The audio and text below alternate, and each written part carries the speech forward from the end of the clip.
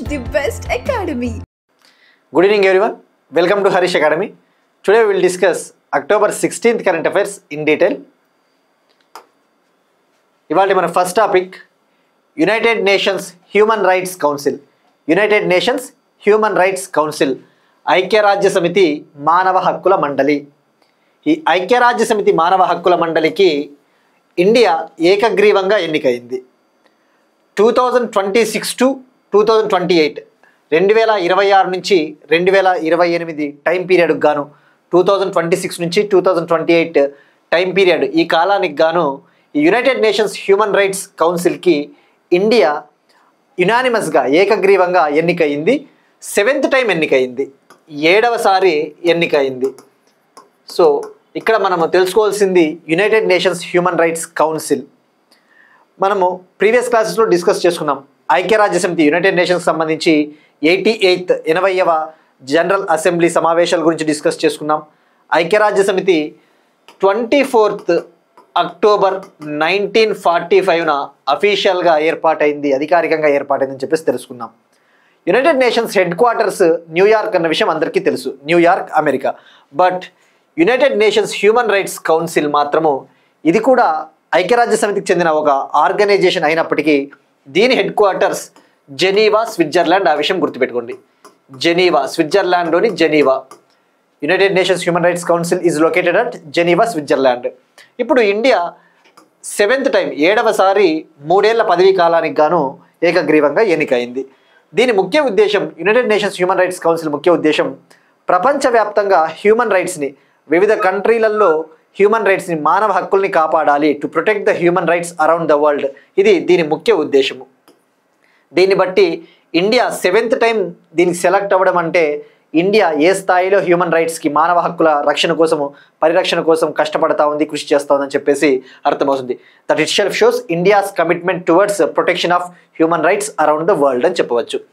ఇక భారతదేశానికి సంబంధించి యుఎన్హెచ్ఆర్సీలో పర్మనెంట్ రిప్రజెంటేటివ్, శాశ్వత ప్రతినిధిగా, భారతదేశపు యుఎన్హెచ్ఆర్సీ శాశ్వత ప్రతినిధిగా పి హరీష్ అనే ఒక ఆయన ఉన్నారు. పి హరీష్ అనే ఒక officer.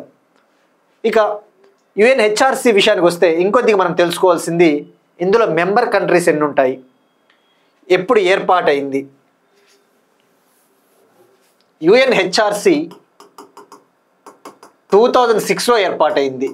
United nations general assembly దీన్ని 2006లో ఏర్పాటు చేసింది, ఐక్యరాజ్య సమితి సర్వప్రతినిధి సభ. ఇందులో మెంబర్ కంట్రీస్ వచ్చేసి 47 మెంబర్ కంట్రీస్ ఉంటాయి, 47 దేశాలు ఉంటాయి. ఒక్కొక్క దేశం పదవీ కాలము 3 years ఉంటుంది. ఎప్పుడైతే యుఎన్హెచ్ఆర్సీలో మెంబర్గా సెలెక్ట్ అవుతారో, ఎన్నికవుతారో వాళ్ళ పదవీ కాలము 3 years ఉంటుంది. 3 years గుర్తుపెట్టుకోండి. 47 member countries, head quarters Geneva. ఇక 2006లో ఏర్పాటైనప్పటి నుంచి కూడా ఇండియా ఇందులో మెంబర్గానే ఉంది. ఇండియా ఇందులో మెంబర్గానే ఉంది. So this is about UNHRC. Next one, civil registration system report 2023. Civil registration system report. ఈ రిపోర్ట్ గురించి డీటెయిల్స్ మనం ఇంకొకసారి తెలుసుకోవాల్సిన అవసరం ఉంది. ఎందుకంటే ఈ సివిల్ రిజిస్ట్రేషన్ సిస్టమ్కి సంబంధించి ఇండియాలో డిఫరెంట్ స్టాటిస్టిక్స్, భారతదేశంలో బర్త్ రేట్ స్టాటిక్స్ ఎలా ఉన్నాయి, డెత్ రేట్ స్టాటిస్టిక్స్ అంటే జననాలు, మరణాలు, సెక్స్ రేషియో అట్ బర్త్ అంటే లింగ నిష్పత్తి ఏ స్థాయిలో ఉంది, ఏ స్టేట్ టాప్లో ఉంది, ఏ స్టేట్ లీస్ట్లో ఉందో తెలుసుకోవాలి. మీరు అబ్జర్వ్ చేస్తే ఇవాళ ఎస్టర్డే హిందూ పేపర్లో ఒక ఇంపార్టెంట్ ఆర్టికల్ ఇవ్వడం జరిగింది. Civil registration system, ministry of home affairs కింద, హోం మంత్రిత్వ శాఖ కింద ఉండే registrar general of India civil registration system పేరిట 2023 ఇయర్కి సంబంధించి ఒక రిపోర్ట్ విడుదల చేసింది.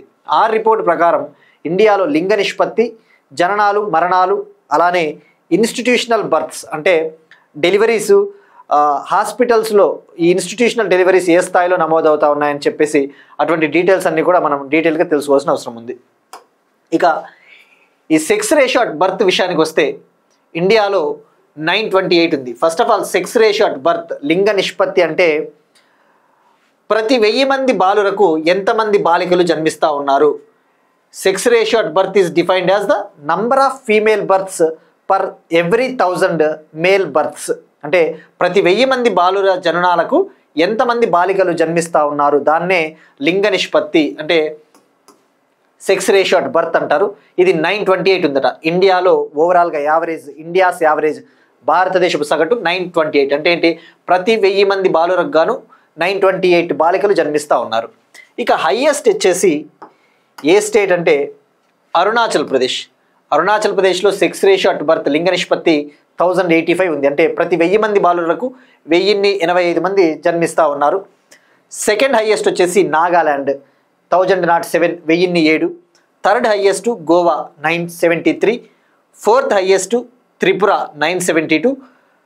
అగైన్ లడక్ కూడా, కేంద్రపాలిత ప్రాంతమైన లడఖ్లో కూడా 972. అంటే త్రిపుర, లడక్ సంయుక్తంగా 4th ప్లేస్లో ఉన్నాయని చెప్పేసి అర్థమవుతుంది. ఇక least sex ratio at birth, అత్యల్పంగా లింగ నిష్పత్తి ఏ స్టేట్ అంటే జార్ఖండ్. జార్ఖండ్లో 899 మాత్రమే ఉంది. సెకండ్ లీస్ట్, రెండవ అత్యల్పంగా బీహార్ 900. తెలంగాణ మూడవ అత్యల్ప రాష్ట్రంగా ఉంది. ఈ సెక్స్ రేషియో విషయంలో తెలంగాణ మూడవ అత్యల్ప రాష్ట్రము 906. ఎప్పుడైనా గుర్తుపెట్టుకోండి, టాప్ 3 స్టేట్స్ గుర్తుంచుకోండి. ఎగ్జామ్లో మనకి స్టేట్మెంట్స్ ఇచ్చినప్పుడు అసెండింగ్ ఆర్డర్, డిసెండింగ్ ఆర్డర్ అంటాడు. డైరెక్ట్గా ఎలా అడుగుతాడంటే భారతదేశంలో లింగ నిష్పత్తికి సంబంధించి క్రింది రాష్ట్రాలను ఆరోహణ క్రమంలో అమర్చండి లేదా అవరోహణ క్రమంలో అమర్చండి అంటాడు. ఇక బర్త్స్ అండ్ డెత్స్ విషయానికి వస్తే, జననాలు మరణాల విషయానికి వస్తే, ఇండియాలో 2022 ఇయర్తో పోల్చుకుంటే బర్త్స్, జననాలు తగ్గాయి, డిక్లైన్డ్.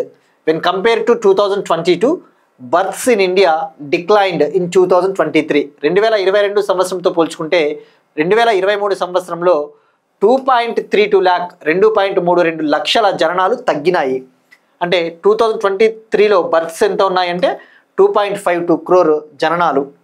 ఇక డెత్స్ విషయానికి వస్తే స్లైట్గా రైజ్ అయిందట, కొద్దిగా పెరిగింది. అది కూడా ఎంత అంటే 0.1 lakh పెరిగినాయి 2022 ఇయర్తో పోల్చుకుంటే. 2022 ఇయర్లో 86.5 lakh డెత్స్, మరణాలు సంభవిస్తే 2023లో 86.6 lakh. In 2023 86.6 lakh deaths were occurred. ఇక ఇన్స్టిట్యూషనల్ బర్త్స్ విషయానికి వస్తే, అంటే ఏ స్థాయిలో పిల్లల కాన్పులు హాస్పిటల్స్లలో, ఈ ప్రైమరీ హెల్త్ కేర్ సెంటర్స్, ప్రజా ఆరోగ్య కేంద్రాలలో బర్త్స్, ఈ జననాలు ఎన్ని సంభవిస్తూ ఉన్నాయనేది కూడా మనం తెలుసుకోవాలి. First of all overall birth registration విషయం తీసుకుంటే 2023లో మొత్తానికి గాను జననాలకు సంబంధించి రిజిస్ట్రేషన్లు ఎంత ఉన్నాయంటే 98.4% ఉంది. అంటే ప్రతి 100 జననాలకు గాను 98.4 జననాలు అనేవి రిజిస్టర్ అవుతూ ఉన్నాయి, అధికారికంగా నమోదవుతూ ఉన్నాయి. So overall birth registrations 98.4% 2023లో. మరి ఇన్స్టిట్యూషనల్ బర్త్స్ విషయానికి వస్తే టోటల్ రిజిస్టర్డ్ బర్త్స్లో 74.7% ఇన్స్టిట్యూషనల్ బర్త్స్ అట. అంటే ఏంటి, మొత్తం అధికారికంగా నమోదైన జననాలలో, మొత్తం అధికారికంగా రిజిస్టర్ అయిన జననాలలో 74.7% ఇన్స్టిట్యూషనల్ డెలివరీస్, అంటే ప్రజా ఆరోగ్య కేంద్రాలలో, అటువంటి హాస్పిటల్స్లలో ఇవి జరుగుతూ ఉన్నాయి. సో ఈ డేటా మనకు గుర్తుపెట్టుకుంటే సరిపోతుంది. సో ఇక్కడ మనకి ఇంపార్టెంట్ వచ్చేసి సెక్స్ రేషియో అట్ బర్త్ విషయం గుర్తుపెట్టుకోండి. Next one, left wing extremism ప్రాబ్లంకి సంబంధించి మావోయిస్టుల సమస్య. ఇండియాలో మావోయిస్టుల సమస్య ఏ స్థాయిలో ఉందని చెప్పేసి మినిస్ట్రీ ఆఫ్ హోమ్ అఫైర్స్కి సంబంధించి అమిత్ షా గారు, హోంమంత్రి గారు ఒక ప్రకటన చేశారు. నిన్న మీరు పేపర్ అబ్జర్వ్ చేస్తే ఇండియాలో చాలామంది మావోయిస్టులు లొంగిపోయారు. మధ్యప్రదేశ్, ముఖ్యంగా ఛత్తీస్గఢ్, మహారాష్ట్రలో కొంతమంది మావోయిస్టులు లొంగిపోయారు. సో ఇప్పుడు ఈ కాంటెక్స్లో ఇండియాలో ఈ లెఫ్ట్ వింగ్ ఎక్స్ట్రీమిజం ఏ స్థాయిలో ఉందో తెలుసుకోవాలి. మావోయిస్టుల సమస్య, లెఫ్ట్ వింగ్ ఎక్స్ట్రీమిజం. ఇండియాలో నక్సలిజం అంటేనే ఫస్ట్ గుర్తు రావాల్సినది నక్సల్ బరీ మూమెంట్. వెస్ట్ బెంగాల్లో 1960sలో మొదలైంది నక్సల్ బరీ ఉద్యమం, వెస్ట్ బెంగాల్. ఇక లెఫ్ట్ వింగ్ ఎక్స్ట్రీమిజం విషయానికి వస్తే మనం ఒక టార్గెట్ పెట్టుకున్నాం, ఈ మావోయిస్టుల సమస్యని March 31, 2026 కల్లా ఎండ్ చేయాలి. 2026 March 31 కల్లా ఈ మావోయిస్టుల సమస్యను మనము నిర్మూలించాలి కంప్లీట్గా అని చెప్పేసి హోమ్ మినిస్ట్రీ టార్గెట్ పెట్టుకుంది. అందులో భాగంగానే ఇటీవల ఛత్తీస్గఢ్ తెలంగాణ బార్డర్లో ఆపరేషన్ బ్లాక్ ఫారెస్ట్ లేదా కగార్ ఆపరేషన్ అని చెప్పేసి కూడా నిర్వహించింది కర్రెగుట్టల ప్రాంతంలో. సో ఇప్పుడు ఈ లెఫ్ట్ వింగ్ ఎక్స్ట్రీమిజం విషయానికి వస్తే హోమ్ మినిస్ట్రీ ఏమని ప్రకటన చేసిందంటే ఇప్పుడు ఇండియాలో లెఫ్ట్ వింగ్ ఎక్స్ట్రీమిజం చేత బాధింపబడతా ఉన్న జిల్లాలు 11 ఉన్నాయి. Left wing extremism affected districts are now 11 in India అని చెప్పేసి చెప్పాడు. అలానే అత్యంత ప్రభావిత జిల్లాలు most affected left wing extremism districts అయితే 3 ఉన్నాయి, త్రీ డిస్ట్రిక్ట్స్ ఉన్నాయని చెప్పేసి చెప్పారు. సో ఇక్కడ తెలుసుకోవాల్సింది first left wing extremism affected districts, ప్రభావితమైన ప్రాంతాలు. ఇవి 2013లో 126 డిస్ట్రిక్ట్స్ ఉన్నాయి. అంటే ప్రభావితమైనవి 126 డిస్ట్రిక్ట్స్ ఉంటే ఏప్రిల్ 2025 నాటికి 18 డిస్ట్రిక్ట్స్ అయ్యాయి. 18 డిస్ట్రిక్ట్స్ అంటే గుర్తుపెట్టుకోండి, ఇక్కడ జస్ట్ మావోయిస్టుల చేత ప్రభావితం అవుతా ఉన్న జిల్లాలు. ఇక ఇప్పుడు సెప్టెంబర్ 2025 నాటికి ఇవి 11 జిల్లాలు అయినాయి. ఇప్పుడు మావోయిస్టుల చేత ప్రభావితమైన జిల్లాలు అంటే 11 ఉన్నాయి. ఈ 11లో అత్యధికంగా జిల్లాలు ఛత్తీస్గఢ్లో ఉన్నాయి. Most number of left wing extremism affected districts are in Chhattisgarh. ఆ విషయం గుర్తుపెట్టుకోండి. ఇక మోస్ట్ అఫెక్టెడ్ జిల్లాల విషయానికి వస్తే తీవ్రంగా ప్రభావితమైన జిల్లాలు అంటే ఏంటి? ప్రభావితమైన వాటితో పోల్చుకుంటే మోస్ట్ అఫెక్టెడ్ ఇంకా ఎక్కువగా తీవ్రంగా ప్రభావితమైన జిల్లాలు. ఈ మోస్ట్ అఫెక్టెడ్ జిల్లాలు వచ్చేసి 2025 ఏప్రిల్లో 6 ఉన్నాయి. మనం డిస్కస్ చేసుకున్నాం ప్రీవియస్ క్లాసెస్లో. 2025 ఏప్రిల్, మే, జూన్ ఆ టైంకి 6 ఉన్నాయి. ఇప్పుడు ప్రజెంట్ సెప్టెంబర్ 2025 నాటికి అవి 3 జిల్లాలకు చేరుకున్నాయట. 3 జిల్లాలే. సో ఇది లేటెస్ట్ డేటా కాబట్టి మనం ఒకసారి గుర్తు చేసుకోవాలి. మరి ఆ 3 అత్యంత ప్రభావిత జిల్లాలు ఏవి అంటే అవి 3 కూడా ఛత్తీస్గఢ్లోనే ఉన్నాయి. ఛత్తీస్గఢ్లోని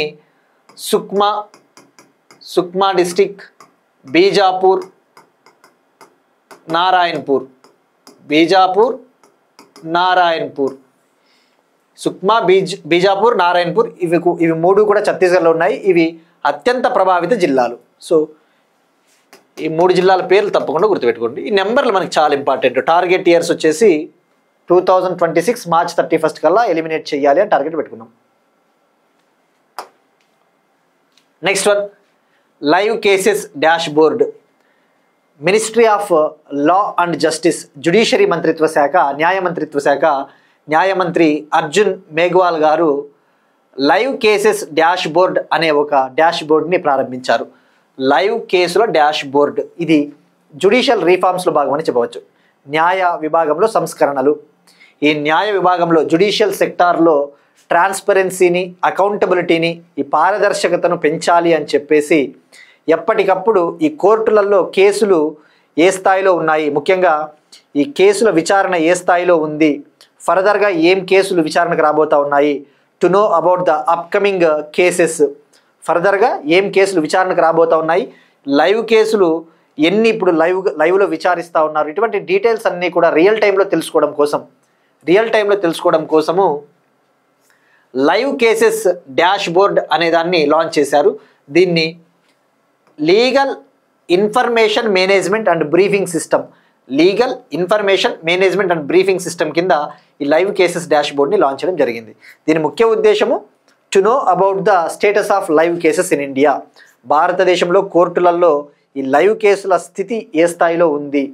ప్రస్తుతానికైతే ఈ లైవ్ కేసెస్ డాష్ బోర్డు 53 మినిస్ట్రీలకు చెందిన 7.23 lakh లైవ్ కేసెస్ని ట్రాక్ చేస్తూ ఉందట. 53 మినిస్ట్రీస్కి చెందిన 7.23 lakh లైవ్ కేసులని పర్యవేక్షిస్తూ ఉందట. సో ఇక్కడ గుర్తుపెట్టుకోవాల్సింది లైవ్ కేసెస్ డాష్ బోర్డు ఏ దాని కింద లాంచ్ చేశారంటే legal information management and briefing system. Next one, Telangana current affairs. Ananthagiri tourism hub. Telangana government 2950 crore 2950 కోట్లతో అనంతగిరి టూరిజం హబ్ని డెవలప్ చేయాలి అని చెప్పేసి ప్లాన్ చేస్తూ ఉంది. ఇటీవల అక్టోబర్ 14th నుంచి 15th వరకు అంటే నిన్నటితో ముగిసింది. రాజస్థాన్లోని ఉదయ్పూర్లో స్టేట్ టూరిజం మినిస్టర్స్ మీటింగ్ జరిగింది. రాజస్థాన్లోని ఉదయ్పూర్లో స్టేట్ టూరిజం మినిస్టర్స్ మీటింగ్ జరిగింది. అక్కడ తెలంగాణ గవర్నమెంట్ ఒక నిర్ణయం తీసుకునింది, ఒక ప్రపోజల్ పెట్టింది. మేము టూరిజంని డెవలప్ చేయడం కోసము వికారాబాద్ డిస్టిక్లోని అనంతగిరి ప్రాంతాన్ని ఒక టూరిజం హబ్గా డెవలప్ చేయబోతా ఉన్నాము. దీనికి 2950 crore మేము స్పెండ్ చేయబోతా ఉన్నాం, ఖర్చు చేయబోతా ఉన్నట్టు ప్రకటించింది. ఈ అనంతగిరి టూరిజం హబ్లో భాగంగా 130 రూమ్ 5 స్టార్ హోటల్ని కూడా డెవలప్ చేయబోతున్నారట. 130 పడకల 130 రూమ్ల 5 స్టార్ హోటల్ని. సో ఇక్కడ మనకి జస్ట్ దీనికి కేటాయించిన బడ్జెట్ ఎంత అంటే 2950 crore. అనంతగిరి అంటే మ్యాచ్ ద ఫాలోయింగ్లో ఇస్తాడు. ఏ టైప్ ఆఫ్ ఎగ్జామ్స్ ప్రిపేర్ అవ్వాలన్నా, ఆంధ్రప్రదేశ్ ఎగ్జామ్స్ ప్రిపేర్ అవ్వాలన్నా కూడా మ్యాచ్ ద ఫాలోయింగ్లో అనంతగిరి హిల్స్ అట్లా ఇచ్చేసి స్టేట్ ఇక్కడ తెలంగాణ సంథింగ్ వేరే స్టేట్లు ఇవ్వడానికి ఛాన్స్ ఉంటుంది. అదే తెలంగాణ స్పెసిఫిక్ వాళ్ళకైతే అనంతగిరి హిల్స్ ఎక్కడ అంటే వికారాబాద్ డిస్టిక్ అని గుర్తుపెట్టుకుంటే సరిపోతుంది. సో ఇక్కడ గుర్తుపెట్టుకోవాల్సింది స్టేట్ టూరిజం మినిస్టర్స్ మీటింగ్ ఉదయ్పూర్లో రాజస్థాన్లో జరిగింది అక్టోబర్ 14, 15. దీన్ని నిర్వహించిన మంత్రిత్వ శాఖ మినిస్ట్రీ ఆఫ్ టూరిజం మంత్రిత్వ శాఖ. ఇక వరల్డ్ టూరిజం డే అంటే ఎవ్రీ ఇయర్ సెప్టెంబర్ 27న ప్రపంచ పర్యాటక దినోత్సవంగా సెలబ్రేట్ చేసుకుంటాం. Next one again Telangana current affairs. పశువులకు ఉచితంగా గాలికుంటు టీకాలు, foot and mouth disease vaccines. గాలికుంటు వ్యాధి అంటే దీన్నే ఇంగ్లీష్లో ఫుట్ అండ్ మౌత్ డిసీజ్ అంటారు. ఈ ఫుట్ అండ్ మౌత్ డిసీజ్ అనేది క్యాటిల్లో ఎక్కువగా వస్తుంది, పశువులు, బఫెలోసు, గేదెలు. ఎప్పుడైతే ఈ ఫుట్ అండ్ మౌత్ డిసీజ్ గాలికుంటు వ్యాధి ఆ వ్యాధి వచ్చిందో ఆ పశువులలో పాల ఉత్పత్తి తగ్గిపోతుందట. ఎందుకంటే అది మౌత్ని ఫుట్ని అటాక్ చేస్తుంది. ఒక వైరల్ డిసీజ్, ఒక వైరస్ ద్వారా వచ్చే వ్యాధి. ఇది ఒక అంటువ్యాధి. అంటే ఒక పశువుకి సోకింది అనుకోండి, ఇంకొక పశువుకి కూడా ట్రాన్స్మిట్ అవుతుంది, వ్యాప్తి చెందుతుంది. సో ఇది ఒక జూనాటిక్ డిసీజ్ అని చెప్పవచ్చు. అంటే జూనాటిక్ డిసీజ్ అంటే జంతువులలో వచ్చే వ్యాధి. ఇది మనుషులకైతే అఫెక్ట్ అవ్వదట, పశువులకు వస్తుంది కానీ పశువుల నుంచి మనుషులకి సోకే ప్రమాదం అయితే లేదు. బట్ ఇక్కడ గుర్తుపెట్టుకోవాల్సింది ఫుట్ అండ్ మౌత్ డిసీజ్ అంటేనే క్యాటిల్కి వచ్చే ఒక ఇంపార్టెంట్ డిసీజ్, వైరల్ డిసీజ్. మరి ఇప్పుడు ఈ పశువులకు ఉచితంగా గాలికుంటు టీకాలు, foot and mouth disease vaccines అందించాలి అని చెప్పేసి తెలంగాణ గవర్నమెంటు ఒక ప్రోగ్రామ్ని లాంచ్ చేసింది. ఇది actually national campaign. National animal disease control ప్రోగ్రాంలో భాగంగా దేశవ్యాప్తంగా ఈ ఉచితంగా ఈ జాతీయ గాలికుంటు వ్యాధి నివారణ కార్యక్రమాన్ని ప్రారంభిస్తాయి స్టేట్స్. ఇప్పుడు తెలంగాణ గవర్నమెంటు 7వ విడత నివారణ కార్యక్రమాన్ని ప్రారంభించింది, 7th ఫేజ్. ఇది నవంబర్ 14 వరకు కంటిన్యూ అవుతుందట, వచ్చే నెల 14 వరకు. ఇందులో భాగంగా తెలంగాణ స్టేట్లోని అన్ని క్యాటిల్స్కి ఈ టీకాలని, వ్యాక్సిన్స్ని ఇవ్వడం జరుగుతుంది. So national animal disease control programme అంటే ఇది 100% సెంట్రల్లీ ఫండెడ్. అంటే ఏంటి, 100% నిధులను సెంట్రల్ గవర్నమెంటే అందిస్తుంది. ఇక టార్గెట్ కూడా పెట్టుకునింది, 2030 కల్లా ఈ ఫుట్ అండ్ మౌత్ డిసీజ్ని నిర్మూలించాలి అని చెప్పేసి కేంద్ర ప్రభుత్వం టార్గెట్గా పెట్టుకుంది. So foot and mouth disease క్యాటిల్కి వచ్చే ఒక వ్యాధి. Next one Andhra Pradesh current affairs. Google AI hub Visakhapatnam. Google artificial intelligence hub Visakhapatnam. మనం డిస్కస్ చేసుకున్నాం. గూగుల్కు చెందిన ఒక సబ్సిడరీ కంపెనీ, అనుబంధ సంస్థ సుమారుగా 87,000 crore ఒక డేటా సెంటర్ని, 1 GW డేటా సెంటర్ని విశాఖపట్నంలో ఏర్పాటు చేయబోతోందని చెప్పేసి తెలుసుకున్నాం. ఇప్పుడు దానికి కొనసాగింపుగానే, అందులో భాగంగానే ఆంధ్రప్రదేశ్ గవర్నమెంటు గూగుల్ సంస్థతో ఒక ఒప్పందం చేసుకునింది. న్యూఢిల్లీలో భారత్ ఏఐ శక్తి అనే ఒక ఈవెంట్ జరిగింది. భారత్ ఆర్టిఫిషియల్ ఇంటెలిజెన్స్ శక్తి అనే ఒక ఈవెంట్ జరిగింది న్యూఢిల్లీలో. అక్కడ ఏపీ గవర్నమెంటు గూగుల్తో అధికారికంగా అఫీషియల్గా ఈ ఎంఓయూని కుదుర్చుకునింది. ఈ ఎంఓయూలో భాగంగా గూగుల్ సంస్థ నెక్స్ట్ 5 yearsలో, రాబోయే 5 ఏళ్లలో 2026 నుంచి 2030 వరకు ఆంధ్రప్రదేశ్లో నియర్లీ 15 బిలియన్తో, 15 బిలియన్ల పెట్టుబడితో ఈ ఏఐ హబ్ని, ఆర్టిఫిషియల్ ఇంటెలిజెన్స్ హబ్ని నిర్మించబోతా ఉంది. ఇది ఆసియాలోనే అతిపెద్దదని చెప్పవచ్చు. మనం డిస్కస్ చేసుకున్నాం అర్లియర్, మనం చెప్పుకున్నప్పుడు 10 బిలియన్ అని. ఈ 15 బిలియన్లో భాగంగా 15 బిలియన్ల ఏఐ హబ్లో భాగంగా డేటా సెంటర్లని కూడా నిర్మించబోతా ఉన్నారు. ఆ డేటా సెంటర్లకి అయ్యే ఖర్చు నియర్లీ 10 బిలియన్. సో ఇక్కడ ఓవరాల్గా గుర్తుపెట్టుకోవాల్సింది, అఫీషియల్గా ఓవరాల్ ఇన్వెస్ట్మెంట్ ఎంత పెడతా ఉంది అంటే, మొత్తంగా ఎంత పెడతా ఉంది గూగుల్ సంస్థ ఏఐ హబ్ కోసం అంటే 15 బిలియన్. ఇక ఇది అమెరికా వెలుపల పెట్టబోతా ఉన్న భారీ ఏఐ హబ్ అట. గూగుల్ సంస్థ అమెరికాలో కాకుండా out side of the America ఈ స్థాయిలో ఇంత పెద్దటి ఏఐ హబ్ను ఏర్పాటు చేయడం ఇదే తొలిసారి, ఫర్ ద ఫస్ట్ టైం. అది కూడా ఆంధ్రప్రదేశ్లో విశాఖపట్నంలో. సో 15 బిలియన్ ఏఐ ఎక్కడ అంటే భారత్ ఏఐ శక్తి ఈవెంట్ జరిగింది. ఇది యాక్చువల్లీ 2026లో ఇండియా ఇంపాక్ట్ ఏఐ సమ్మిట్ జరగబోతోంది కదా. ఆ ఇండియా ఇంపాక్ట్ ఏఐ సమ్మిట్కి ఇది ఒక ప్రీ సమ్మిట్ అని చెప్పవచ్చు, అంటే ముందస్తు సదస్సు. భారత్ ఏఐ శక్తి ఈవెంట్, ఇందులో గూగుల్ సంస్థ పాల్గొనింది. నెక్స్ట్ వన్ అగైన్ ఆంధ్రప్రదేశ్కి సంబంధించి ఒక ప్రోగ్రామ్, ఒక ప్రభుత్వం ఒక పౌరుడు కార్యక్రమం. One government one citizen, one government one citizen. Andhra Pradesh government ప్రభుత్వ పథకాలు, ముఖ్యంగా వెల్ఫేర్ స్కీమ్స్ కావచ్చు, ఈ సంక్షేమ పథకాలు, welfare schemes, government initiatives, programmes ఏ స్థాయిలో ప్రజలకు అందుతా ఉన్నాయో తెలుసుకోవడం కోసం, ఇవి అసలు ఏ స్థాయిలో ఇంప్లిమెంట్ అవుతా ఉన్నాయని చెప్పేసి తెలుసుకోవడం కోసం ఆంధ్రప్రదేశ్ గవర్నమెంట్, ముఖ్యంగా ఆంధ్రప్రదేశ్ చీఫ్ మినిస్టర్ నవంబర్ నుంచి క్షేత్రస్థాయిలో పర్యటించనున్నారట. క్షేత్రస్థాయిలో అతను పర్యటించనున్నారు. ఈ వన్ గవర్నమెంట్ వన్ సిటిజన్, ఒక ప్రభుత్వం ఒక పౌరుడు కార్యక్రమంలో భాగంగా ఈ పౌరులకు సర్వీసెస్ని ఇంకా బాగా అందజేయాలి, ఈ సర్వీస్ డెలివరీని ఇంకా ఇంప్రూవ్ చేయాలి. మనం డిస్కస్ చేసుకున్నాం. ఫర్ ఎగ్జాంపుల్ ఆంధ్రప్రదేశ్ గవర్నమెంట్ ఇటీవల ఈ జిఎస్టీ 2.0లో భాగంగా తీసుకొచ్చిన సంస్కరణల వల్ల ప్రజలకు ఏ స్థాయిలో ఉపయోగం ఉంటుందని చెప్పేసి సూపర్ సేవింగ్స్, సూపర్ జిఎస్టీ పేరిట ఒక క్యాంపెయిన్ లాంచ్ చేసింది. సో అటువంటిదే ఇది అని చెప్పవచ్చు. సో వన్ గవర్నమెంట్ వన్ సిటిజన్లో భాగంగా క్షేత్రస్థాయిలో, అంటే ఆంధ్రప్రదేశ్లోని డిఫరెంట్ ప్రాంతాలకు వెళ్ళేసి ఈ సర్వీస్ డెలివరీ ఏ విధంగా జరుగుతూ ఉందో తెలుసుకోవడం జరుగుతుంది. సో ఈ పేరు వచ్చేసి one government one citizen. Next one AI నైపుణ్యాల passport, artificial intelligence skills passport, AI skills passport.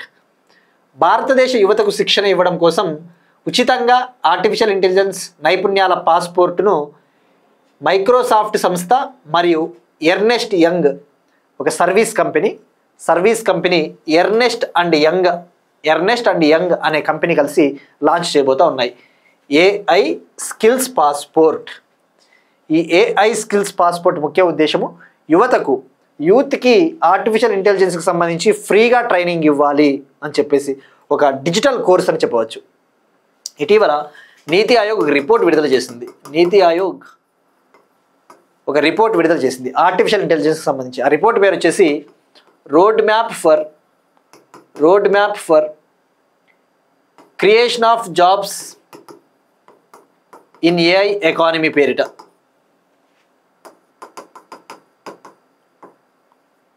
Road map for creation of jobs in AI economy పేరిట నీతి ఆయోగ్ ఒక రిపోర్ట్ విడుదల చేసింది.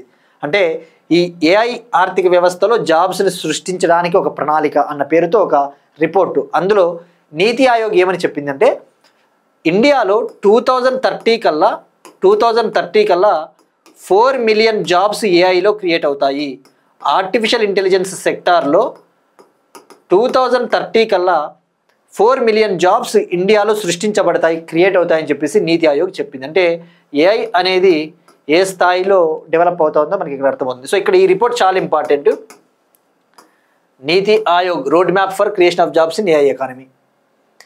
ఇప్పుడు ఈ ఆర్టిఫిషియల్ ఇంటెలిజెన్స్లో యువతకి ఇంకా ట్రైనింగ్ ఇవ్వాలి అని చెప్పేసి మైక్రోసాఫ్ట్ ఎర్నెస్ట్ అండ్ యంగ్ అనే ఒక సర్వీస్ కంపెనీ, ఇది ఇండియాకి సంబంధించిన ఒక బ్రాంచ్ ఉంది, ఇండియాలో కూడా ఒక కోర్సుని, డిజిటల్ కోర్స్ని లాంచ్ చేశాయి. ఆ కోర్స్ వ్యాలిడిటీ వచ్చేసి అప్రాక్సిమేట్లీ 10 అవర్స్ ఉంటుందట. 10 అవర్స్. ఎవరైతే 16 ఇయర్స్కి పైబడి ఉంటారో, ఎవరైతే యువత 16 ఏళ్ళు లేదా అంతకంటే ఎక్కువ ఉంటారో వాళ్ళకి ఫ్రీగా ఏఐ ట్రైనింగ్ ఇవ్వడం జరుగుతుంది. ఆ ట్రైనింగు ఇంగ్లీషు హిందీలో అవైలబిలిటీ ఉందట. కోర్సులు ఇంగ్లీషు హిందీలో అవైలబిలిటీ ఉంది. 10 అవర్స్ కోర్సు.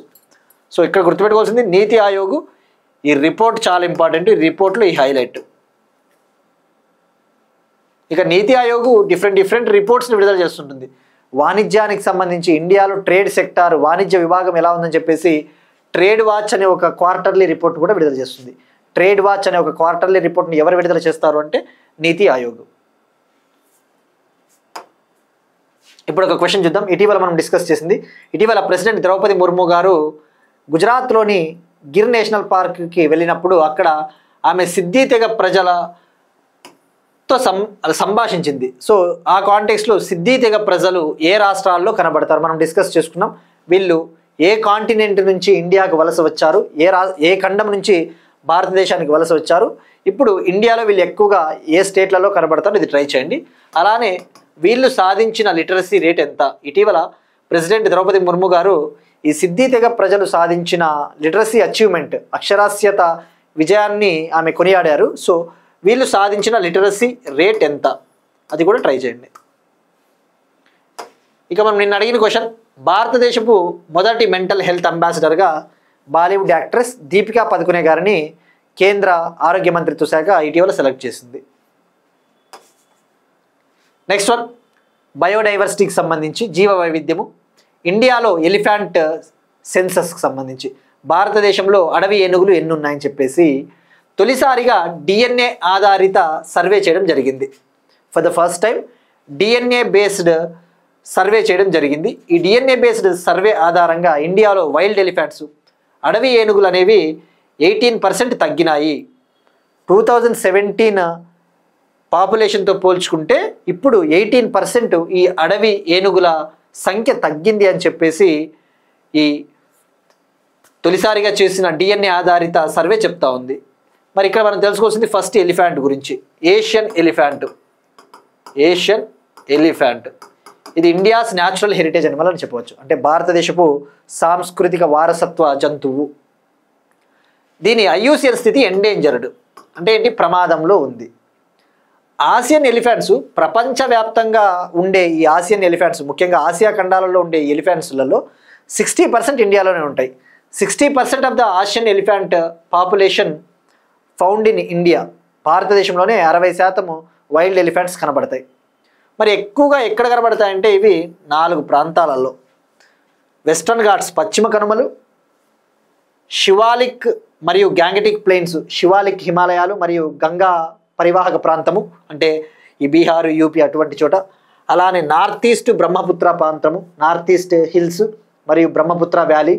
అలానే central India and eastern Ghats, ఈ మధ్య భారతదేశము, తూర్పు కనుమలు. ఈ 4 ప్రాంతాలలో ఎక్కువగా ఈ అడవి ఏనుగులు, ఆసియన్ ఎలిఫెంట్స్ ఇండియాలో కనబడతాయి. మరి ఇప్పుడు ఈ డిఎన్ఏ ఆధారిత సర్వే ప్రకారము ఎన్ని తగ్గాయి అంటే 18% తగ్గాయి. 2017లో ఎలిఫెంట్ సెన్సస్ ఆధారంగా ఇండియాలో ఎలిఫెంట్ సెన్సస్ ప్రతి 5 ఏళ్ళకు ఒకసారి చేస్తారు. For every 5 years elephant census will be conducted in India. భారతదేశంలో ఏనుగుల గణన ఎన్ని ఏళ్ళకు ఒకసారి చేస్తారంటే 5 ఏళ్ళకు ఒకసారి.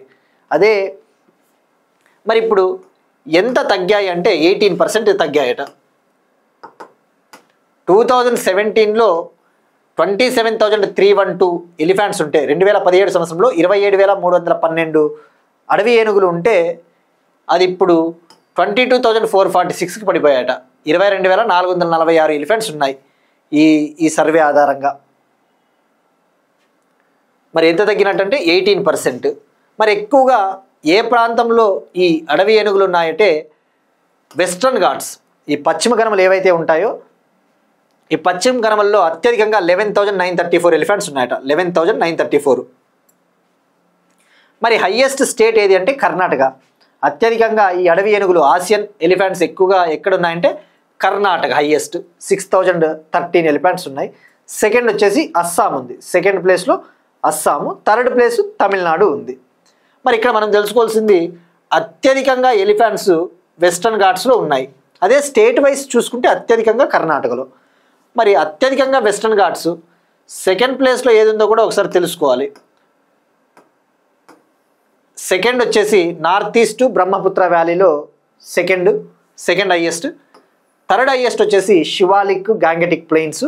ఇక ఫోర్త్ హైయెస్ట్ వచ్చేసి సెంట్రల్ ఇండియా మరియు ఈస్టర్న్ ఘాట్స్, తూర్పు కనుమలు. మరి ఎట్లా ఈ డిఎన్ఏ సర్వే చేశారు అంటే ఎలిఫెంట్ డంగ్ని అనాలిసిస్ చేయడం ద్వారా, అంటే ఈ ఏనుగు యొక్క పేడను అనాలిసిస్ చేయడం ద్వారా, దాని డిఎన్ఏ అనాలిసిస్ ద్వారా ఈ రిపోర్ట్ని తయారు చేయడం జరిగింది. Next one, green fire crackers, హరిత టపాసులు.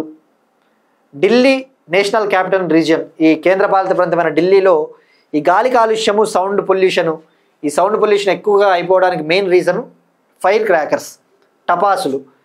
ఇప్పుడు ప్రపంచంలోనే ఢిల్లీ అనేది ప్రపంచంలోనే అత్యంత కాలుష్యమైన రాజధాని. World's most polluted capital city Delhi according to Switzerland's IQ air organization. స్విట్జర్లాండ్కు చెందిన ఐక్యూ ఎయిర్ అనే ఒక సంస్థ వరల్డ్ ఎయిర్ క్వాలిటీ 2024 రిపోర్ట్ని ఇటీవల విడుదల చేసింది. World air quality report 2024. ఆ రిపోర్టు ప్రకారము ప్రపంచంలోనే అత్యధికంగా కాలుష్యమైన రాజధాని, world's most polluted capital city అంటే ఢిల్లీ. మరి అలాంటప్పుడు ఈ ఢిల్లీలో ఈ ఫైర్ క్రాకర్స్ పైన బ్యాన్ వేయాలి అని చెప్పేసి పిటిషన్స్ వేస్తూ ఉంటారు. ఇప్పుడు దీపావళి ఫెస్టివల్ సందర్భంగా 3 రోజుల పాటు సుప్రీంకోర్టు గ్రీన్ ఫైర్ క్రాకర్స్కి అనుమతి ఇచ్చింది. హరిత టపాసులకి ఆమోదం తెలిపింది. కన్వెన్షనల్ ఫైర్ క్రాకర్స్కి కాదు, సంప్రదాయబద్ధంగా వాడే టపాసులకు కాదు, గ్రీన్ ఫైర్ క్రాకర్స్కి మాత్రమే ఆమోదం తెలిపింది. సో మనం ఈ కాంటెక్స్లో తెలుసుకోవాల్సింది కన్వెన్షనల్ క్రాకర్స్కి గ్రీన్ క్రాకర్స్కి తేడా ఏంటి. తప్పకుండా వీటి గురించి మనకి ఎగ్జామ్లో బిట్టుపడుతుంది. ఈ గ్రీన్ క్రాకర్స్ని డెవలప్ చేసింది సిఎస్ఐఆర్కు చెందిన ఒక laboratory, national environmental engineering research institute. ఇది మహారాష్ట్రలో ఉంటుంది. సిఎస్ఐఆర్కు చెందిన national environmental engineering research institute మహారాష్ట్రలో ఉంటుంది. ఈ లేబొరేటరీ గ్రీన్ ఫైర్ క్రాకర్స్ని తయారు చేస్తుంది, హరిత టపాసులు. మరి ఇందులో ఏం కెమికల్స్ ఉంటాయి? జనరల్గా ఈ మనం వాడే ఫైర్ క్రాకర్స్, మనం వాడే సంప్రదాయబద్ధమైన టపాసులలో హార్మ్ఫుల్ పొల్యూటెంట్స్ ఉంటాయి, చాలా విషపూరితమైన కాలుష్య కారకాలు ఉంటాయి. ఉదాహరణకు బేరియం నైట్రేటు, మెగ్నీషియం, ఆర్సెనిక్ ఇటువంటివి ఉంటాయి. ఈ బేరియం నైట్రేటు, మెగ్నీషియం, ఆర్సెనిక్ ఇటువంటివి చాలా డేంజర్, హెల్త్కి కావచ్చు, ఈవెన్ ఎన్విరాన్మెంట్కి కావచ్చు. కానీ గ్రీన్ క్రాకర్స్ ఏదైతే సిఎస్ఐఆర్ చిన్న నీరీ సంస్థ డెవలప్ చేసిన ఈ గ్రీన్ క్రాకర్స్ ఉన్నాయో ఇవి ఏంటివంటే ఇవి బేరియం నైట్రేట్ని, మెగ్నీషియంని ఉపయోగించవు. ఇవి పొటాషియం నైట్రేటు, కొద్దిగా అల్యూమినియము ఇటువంటివి ఉపయోగిస్తాయి. అంటే ఇవి కూడా ఒక విధంగా మంచిది కాదు, బట్ వీటితో పోల్చుకుంటే ఇవి safe. So barium nitrate, magnesium, arsenic అనేవి చాలా డేంజరు. సో ఈ green crackers potassium nitrate, aluminium ఇవి యూజ్ చేయడం వల్ల కొద్దిగా పొల్యూషన్ కూడా తక్కువగా విడుదలవుతుంది. సో ఇది గ్రీన్ క్రాకర్స్. సో ఇక్కడ గుర్తుపెట్టుకోవాల్సింది సిఎస్ఐఆర్ చిన్న నీరీ సంస్థ వీటిని డెవలప్ చేసింది.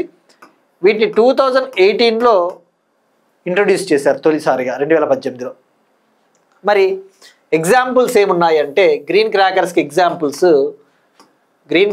ఉదాహరణలు స్వాస్ అని ఒకటి ఉంటుంది. స్వాస్ అంటే సేఫ్ వాటర్ రిలీజర్, స్వాస్. స్టార్ అనే ఒక గ్రీన్ క్రాకర్, స్టార్ అంటే సేఫ్ థర్మైట్ క్రాకరు. అలానే సఫల్ అని ఒకటి, సఫల్ అంటే సేఫ్ మినిమల్ అల్యూమినియం అంటే ఏంటి? అల్యూమినియంను కూడా చాలా తక్కువ స్థాయిలో విడుదల చేస్తుంది అని అర్థం. సో ఈ 3 ఎగ్జాంపుల్స్ తప్పకుండా గుర్తుపెట్టుకోండి. స్వాసు, star, సఫలు, green crackers.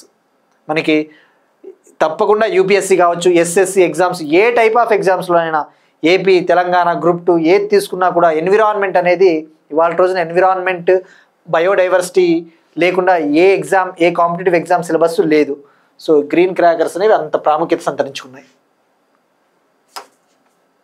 Next one, Vidyut Swasthya. Union science and technology minister Jitendra Singh గారు సిఎస్ఐఆర్కు చెందిన ఒక లేబొరేటరీ, సిఎస్ఐఆర్ అంటే ఇక్కడ council of scientific and industrial రీసెర్చ్కు చెందిన ఒక లేబొరేటరీ, కేరళలోని తిరువనంతపురంలో ఉన్న ఒక laboratory, national institute for interdisciplinary science and టెక్నాలజీకి సంబంధించిన గోల్డెన్ జూబ్లీ సెలబ్రేషన్స్లో science and technology minister Jitendra Singh గారు పాల్గొన్నారు. అక్కడ ఆయన ఒక ఎక్సర్సైజ్ సిస్టమ్ని లాంచ్ చేశారు. దాని పేరే విద్యుత్ స్వస్థ్య. ఇక్కడ ఇమేజ్లో చూస్తున్నట్టు ఇది ఒక ఎక్సర్సైజ్ సిస్టము. ఇది పెడల్ ఆధారిత ఎక్సర్సైజ్ సిస్టమ్. అంటే మనము మన కాళ్ళతో పెడల్స్ని ఉపయోగించి మనం ఎక్సర్సైజ్ చేస్తే, అంటే సైకిల్ తొక్కినట్టు దీన్ని కనుక తొక్కినట్టయితే మనం ఏదైతే మెకానికల్ ఎనర్జీని అప్లై చేస్తామో మన కైనెటిక్ ఎనర్జీ కాస్త ఎలక్ట్రికల్ ఎనర్జీగా కన్వర్ట్ అవుతుందట. మనం పెడల్స్ తొక్కినప్పుడు మన ఎనర్జీ ఎలక్ట్రిసిటీగా ట్రాన్స్ఫార్మ్ అవుతుంది. తద్వారా ఆ ఉత్పత్తి అయ్యే విద్యుత్తును మనము మన ఎలక్ట్రానిక్ గ్యాడ్జెట్స్, మొబైల్స్ అటువంటి వాటికి ఛార్జింగ్ పెట్టుకోవడం కోసం ఆ విద్యుత్ని ఉత్పత్తి చేసుకోవచ్చు, ఆ విద్యుత్ని ఉపయోగించుకోవచ్చు. అంటే ఇది సస్టైనబుల్ అని చెప్పవచ్చు, సుస్థిరమైనది. సో ఇది భారతదేశంలో ఇటువంటిది మొదటిదట, India's first such kind of initiative అని చెప్పవచ్చు. సో విద్యుత్ స్వస్థ్య అంటే పెడల్ పవర్డ్ ఎక్సర్సైజ్ సిస్టమ్, ఒక ఫిట్నెస్ సిస్టమ్. ఆ విషయం గుర్తుపెట్టుకుంటే సరిపోతుంది. ఇక సిఎస్ఐఆర్, ఇది చాలా ఇంపార్టెంట్. మనం ఇందాక టాపిక్లో కూడా సిఎస్ఐఆర్ నీరి గురించి తెలుసుకున్నాం. Council of scientific and industrial research. ఇది భారతదేశంలో ఒక premier science and scientific research laboratory అని చెప్పవచ్చు. భారతదేశంలో శాస్త్రీయ పరిశోధనలను అభివృద్ధి చేయడం కోసము 1942లో ఏర్పాటైన సంస్థ. దీని ఫౌండర్ శాంతి స్వరూప్ భట్నాగర్ గారు. ఈయన పేరుని మీరు వినే ఉంటారు, శాంతి స్వరూప్ భట్నాగర్ అవార్డు. ఒకవేళ ఈయన పేరుని వినలేదు అంటే మనం కరెంట్ అఫైర్స్ మనం చదివేటప్పుడు, కాంపిటేటివ్ ఎగ్జామ్స్కి ప్రిపేర్ అయ్యేటప్పుడు మనం సరిగ్గా ప్రిపేర్ అవ్వట్లేదని అర్థము. ఎందుకు ఈ మాట చెప్తా ఉన్నాను అంటే, శాంతి స్వరూప్ భట్నాగర్ అవార్డ్స్ అని చెప్పేసి ఒక కీలకమైన అవార్డు ఉంది, శాంతి స్వరూప్ భట్నాగర్ అవార్డు. ఇది సైన్స్ అండ్ టెక్నాలజీ రంగంలో ఎవరైతే బాగా కృషి చేసి ఉంటారో, those who are contributed much in science and technology, ఆ సైన్స్ అండ్ టెక్నాలజీ రంగంలో విశేష సేవ చేసిన వారికి ఇచ్చే అవార్డే Shanti Swarup Bhatnagar award. Science and technology మంత్రిత్వ శాఖకు చెందిన ఎస్ఎన్టీ మినిస్ట్రీకి చెందిన సిఎస్ఐఆర్ సంస్థ ఈ అవార్డ్స్ని ఇస్తుంది, శాంతి స్వరూప్ భట్నాగర్ అవార్డ్స్. సో ఇది చాలా ఇంపార్టెంట్. శాంతి స్వరూప్ భట్నాగర్ అవార్డు అంటే ఏ రంగానికి సంబంధించిందంటే ఎస్ఎన్టీ, ఎవరిస్తారంటే సిఎస్ఐఆర్.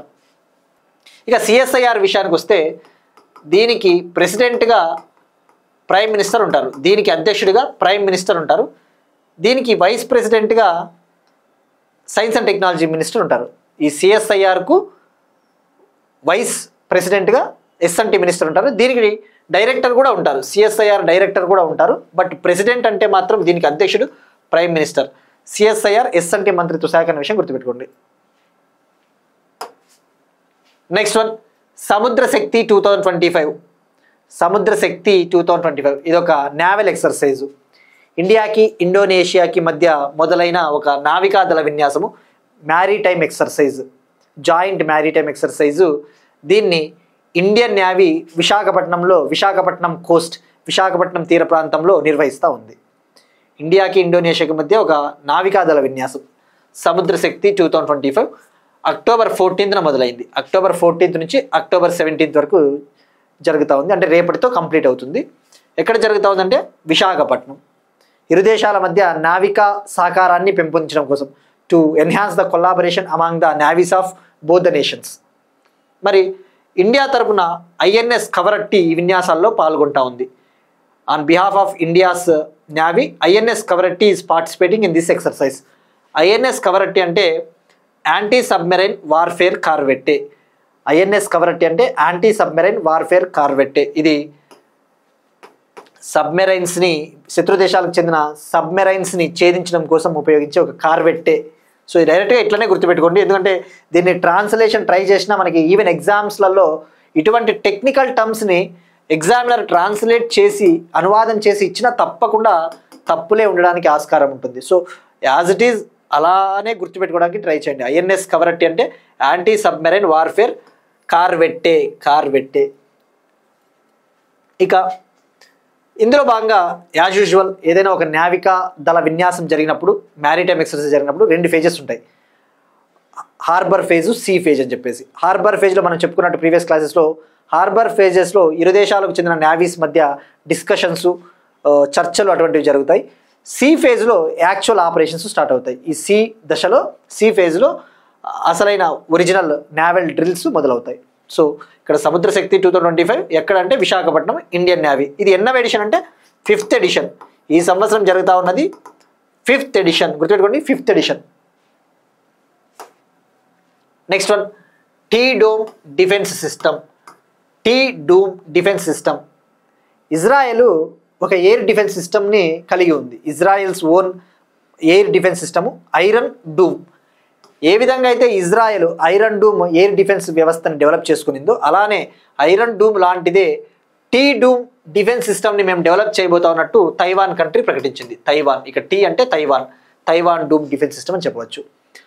ఈ టీ డూమ్ డిఫెన్స్ సిస్టమ్ పేరిట ఒక మల్టీ లేయర్డ్ ఎయిర్ డిఫెన్స్ సిస్టమ్ని, ఒక గగనతల రక్షణ వ్యవస్థని మేము డెవలప్ చేయబోతా ఉన్నాం, అభివృద్ధి చేయబోతా ఉన్నట్టు తైవాన్కు చెందిన president Lai Ching te, Taiwan country president Lai Ching te గారు ప్రకటించారు. సో డైరెక్ట్గా టీ డూమ్ ఏ కంట్రీ అంటే తైవాన్. దీనికి సంబంధించిన డీటెయిల్స్ అయితే ఇంకా మనకి వాళ్ళు అనౌన్స్ చేయలేదు. Just we're going to build this defence system అని చెప్పేసి ప్రకటించారు. Next one, persons in news. Pankaj Dheer అనే వ్యక్తి మరణించారు. ఈయన మహారాష్ట్రకు చెందిన ఒక యాక్టర్ పంకజ్ ధీర్. మనకి పర్సన్స్ ఇన్ న్యూస్ ఎగ్జామ్స్లలో చెప్పలేం. ఎస్ఎస్సి ఇటువంటి రైల్వేస్ లాంటి ఎగ్జామ్స్ ప్రిపేర్ అయ్యే వాళ్ళకి ఆ పర్సన్ ఏ రంగానికి చెందినవాడు, ఏ స్టేట్కి చెందినవాడు అడుగుతాడు అనే ఛాన్సెస్ ఉంటాయి కాబట్టి మనం మిస్ చేయొద్దు. సో పంకజ్ ధీర్ మహారాష్ట్ర స్టేట్కి చెందిన ఒక ఫేమస్ టీవీ యాక్టరు. ఈయన యొక్క ప్రత్యేకత ఏంటంటే మహాభారత్ అనే ఒక టీవీ షోలో కర్ణుడి పాత్ర పోషించాడట. బిఆర్ చోప్రా అనే వ్యక్తి నిర్మించిన మహాభారత్ అనే టీవీ షోలో కర్ణా రోల్ని ఈయన పర్ఫామ్ చేశాడు. సో అందుకు ఈయన ఫేమస్ అట. So Pankaj Dheer Maharashtra TV actor. Next one, స్పోర్ట్స్కి సంబంధించి రాజమాత జీజాబాయి ట్రోఫీ 2025-26. రాజమాత జీజాబాయి ట్రోఫీ 2025-26 ఇది ఒక senior women's national football championship. ఇది సీనియర్ మహిళల జాతీయ ఫుట్బాల్ ఛాంపియన్షిప్ టోర్నమెంట్. దీన్నే రాజమాత జీజాబాయి ట్రోఫీ అంటారు. సో రాజమాత జీజాబాయి ట్రోఫీ అంటేనే గుర్తు రావాల్సినది ఫుట్బాల్ స్పోర్ట్. అది కూడా సీనియర్ మహిళల జాతీయ ఫుట్బాల్ ఛాంపియన్షిప్. ఇది 30వ ఎడిషన్ జరిగింది. 30th ఎడిషను ఛత్తీస్గఢ్లోని నారాయణపూర్లో జరిగింది. 30వసారి జరిగింది. ఇందులో విజేతగా మణిపూర్ స్టేట్ నిలిచింది. మణిపూర్ స్టేట్ 23వసారి ఈ ట్రోఫీని గెలుచుకునిందట. 23rd time this trophy won by Manipur state. ఫైనల్లో వెస్ట్ బెంగాల్ని 1-0 తేడాతో 1-0 గోల్స్ తేడాతో ఓడించి ఈ ఫుట్బాల్ టోర్నమెంట్ని గెలుపొందింది. Next one, 2030 Commonwealth Games. 2030 Commonwealth Games అహ్మదాబాద్లో నిర్వహించనున్నట్టు కామన్వెల్త్ గేమ్స్ ఎగ్జిక్యూటివ్ బోర్డు ప్రకటించింది. 2030 కామన్వెల్త్ గేమ్స్ని అహ్మదాబాద్ గుజరాత్లో కండక్ట్ చేయాలి, నిర్వహించాలి అని చెప్పేసి కామన్వెల్త్ గేమ్స్కి చెందిన ఎగ్జిక్యూటివ్ బోర్డు రికమెండ్ చేసింది, సిఫార్సు చేసింది. దీనికి సంబంధించిన అఫీషియల్ అనౌన్స్మెంట్ నవంబర్లో జరిగే మీటింగ్లో రాబోతా ఉందట ఈ డెసిషన్. సో ఆల్మోస్ట్ కాదు, ఇక అహ్మదాబాదే దీన్ని నిర్వహించబోతా ఉందని చెప్పవచ్చు. మరి ఇక్కడ మనం తెలుసుకోవాల్సింది 2030 కామన్వెల్త్ గేమ్స్ అహ్మదాబాద్ అయితే 2026 కామన్వెల్త్ గేమ్స్ ఎక్కడ జరగబోతా ఉన్నాయంటే గ్లాస్గో. ఈ గ్లాస్గో అనేది స్కాట్లాండ్లో ఒక సిటీ, కానీ స్కాట్లాండ్ అనేది యూకేలో భాగంగా చెప్తారు స్కాట్లాండ్. సో ఎక్కడ జరగబోతున్నాయి 2026 కామన్వెల్త్ గేమ్స్ అంటే గ్లాస్గో. ఇక మరి ఇండియా ఇంతకుముందు ఎప్పుడైనా నిర్వహించిందా అంటే ఈ కామన్వెల్త్ గేమ్స్ 2010లో తొలిసారిగా న్యూఢిల్లీలో నిర్వహించింది. 2010లో తొలిసారిగా న్యూఢిల్లీలో, ఇప్పుడు రెండవసారి నిర్వహించబోతోంది. We are going to conduct these Commonwealth Games for the second time. ఇక కామన్వెల్త్ గేమ్స్ అసోసియేషన్ ఆఫ్ ఇండియాకి ప్రెసిడెంట్గా ఎవరున్నారో తెలుసుకోవాలి. Commonwealth Games Association of India ప్రెసిడెంట్గా పీటీ ఉషా ఉంది. పీటీ ఉషా, పరుగుల రాణి పీటీ ఉషా అని చెప్పేసి మనం చిన్నప్పుడు చదువుకునే ఉంటాం. ఇవి ఇవాల్టి కరెంట్ అఫైర్స్. మనం ఒకసారి క్విక్గా రీక్యాప్ చూద్దాం.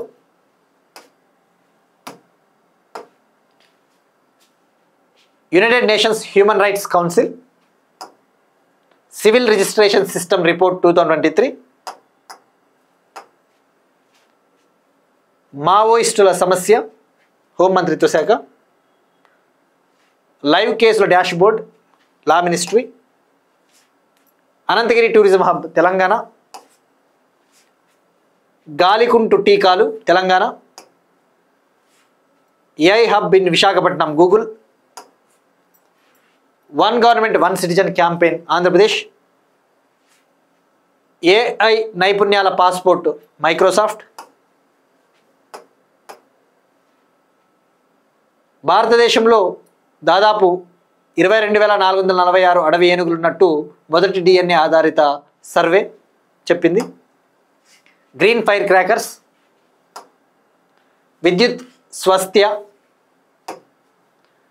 సముద్ర Shakti 2025, Indonesia naval drill, T Dome defence system Taiwan, Pankaj Dheer Maharashtra's famous actor died, Rajmata Jijabai trophy winner Manipur. 2030 Commonwealth Games is going to be held in Ahmedabad, Gujarat. That's it. These are today's current affairs. We'll meet you next time and thank you everyone.